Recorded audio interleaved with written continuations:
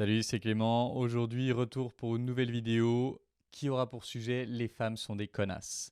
Alors pourquoi? Parce que il y a une sorte d'animosité des hommes envers les femmes dans le milieu de la séduction, une sorte de rage parce que difficulté de séduire, parce que pourquoi c'est comme ça, etc.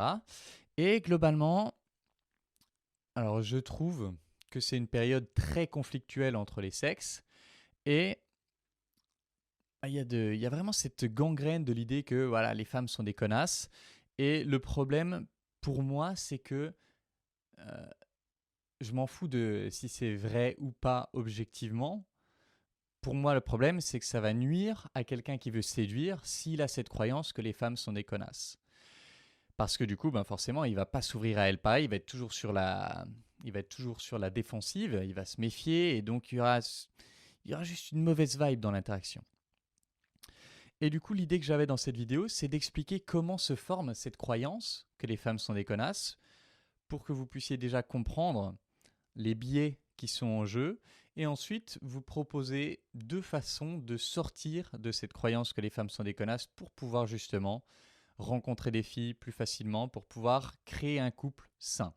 Alors le premier effet dont je voulais parler, c'est ce qu'on appelle l'effet de similitude. Et l'effet de similitude, c'est que si on prend deux catégories que ce soit des objets ou des êtres humains ou des animaux, si on prend deux catégories séparées, on aura tendance à penser que les objets de chaque catégorie se ressemblent.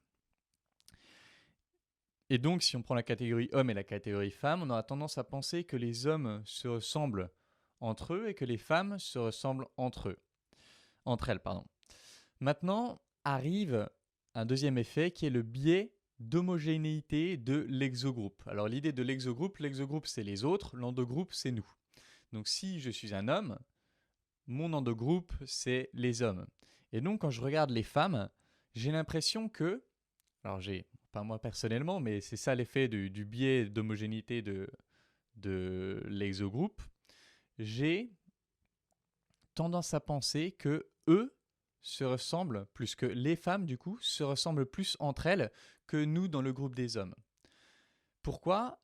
Eh bien, c'est ce qu'on appelle l'effet de familiarité. C'est l'idée que dans mon groupe, comme je les fréquente plus, comme je connais plus l'intérieur entre guillemets des hommes, je peux mieux les différencier. Alors que les femmes, si on a moins de contact avec elles, c'est comme un groupe flou, et du coup on aura tendance à penser qu'elles se ressemblent plus. Donc ça, c'est le biais d'homogénéité de l'exogroupe et l'effet de familiarité sur lequel je reviendrai pour l'aspect plus thérapeutique. Maintenant, le troisième effet, c'est ce qu'on appelle l'inférence et l'induction catégorielle. Alors l'inférence catégorielle, c'est si je vois un exemple concret, ils ont fait une expérience avec une jeune fille qui faisait jouer dans un environnement, dans une maison de pauvres et dans une maison de riches, dans le jardin d'une maison de pauvres et dans le jardin d'une maison de riches. Ils filmaient le jeu. Donc c'était vraiment, voilà, c'était une balançoire dans les deux côtés, mais une balançoire plus stylée d'un côté et moins stylée de l'autre.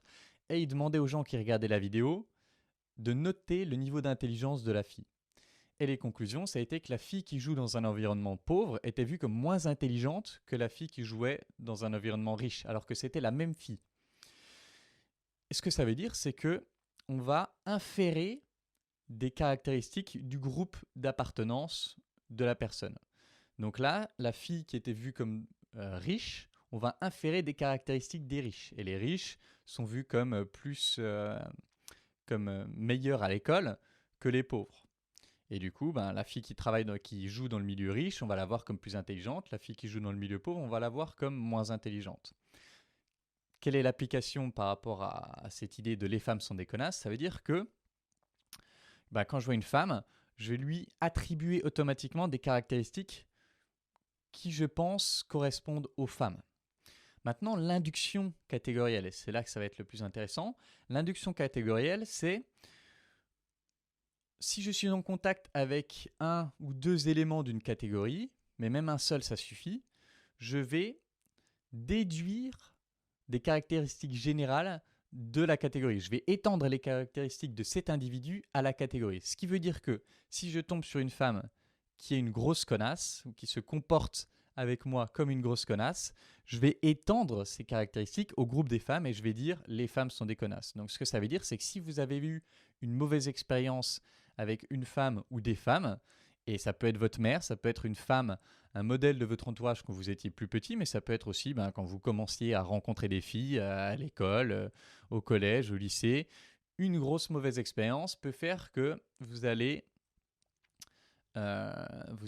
étendre les caractéristiques de cette fille-là à l'ensemble de la catégorie, qui en plus paraissent d'être toutes les mêmes, biais d'homogénéité, etc. Ce qui fait que une mauvaise expérience va faire déduire que l'ensemble de la catégorie est capable de vous faire vivre cette mauvaise expérience. Et ça, c'est un petit plus de psychologie cognitive. Euh, on retient mieux les informations négatives que les informations positives. Et c'est probablement lié à la survie. Mais bon, bref, on s'en fout. On retient mieux les informations négatives, ce qui veut dire qu'on a encore plus tendance à étendre des caractéristiques négatives que des caractéristiques positives. Et donc, c'est ça le mécanisme en jeu qui va amener des hommes à penser que les femmes, toutes les femmes sont des connasses. Et bon, j'ai pris le terme de connasse parce que c'est un truc que j'entends souvent, mais peu importe. Tout ce qui commence par les femmes sont, et tout ce qui commence aussi par les hommes sont, c'est lié à tous ces biais cognitifs dont je vous ai parlé juste avant. Maintenant, comment est-ce qu'on en sort ? Selon la psychosociale, comment est-ce qu'on en sort ? C'est justement en jouant sur l'effet de familiarité. L'effet de familiarité, c'est si je fais partie du groupe, je vois toutes les nuances du groupe et donc j'ai un jugement plus modéré. Et donc l'idée, via la psychosociale, c'est d'aller s'immerger dans le groupe des femmes, c'est-à-dire de passer vraiment beaucoup de temps avec les femmes, à écouter les femmes pour voir justement cette myriade de différences qui va faire que j'aurai moins tendance à associer les caractéristiques de telle femme à toutes les autres.